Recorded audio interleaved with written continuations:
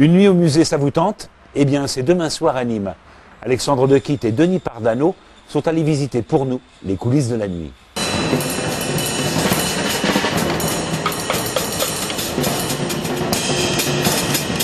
Ces danseurs s'imprègnent de ce sol devenu sacré.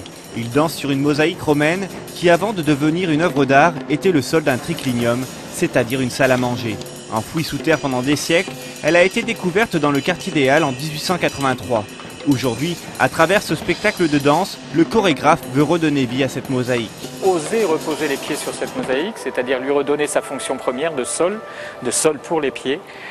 Et en même temps, essayer par le corps des danseurs qui deviennent un peu comme des filtres, comme s'ils s'imprégnaient des effluves, des souvenirs qu'il y a eu dans cette mosaïque. Donc ce n'est plus essayer de recréer une histoire qui s'est déjà passée, mais essayer de faire ressortir les émotions qu'il y a pu avoir sur ce sol. Pour la troisième fois, ces danseurs vont interpréter Triclinium. La chorégraphie liée à cette mosaïque ne peut se jouer que sur cette scène. Mais normalement, la danse n'a pas sa place dans un musée des Beaux-Arts. Et c'est justement le but de cette démarche, désacraliser ce lieu culturel. Les Beaux-Arts, c'est la peinture, l'architecture, la sculpture. Et c'est assez limitatif parce que c'était la définition des académies au XVIIe siècle.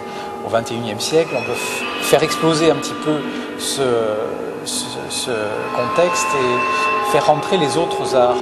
Samedi à minuit, ce sera la dernière représentation de cette chorégraphie.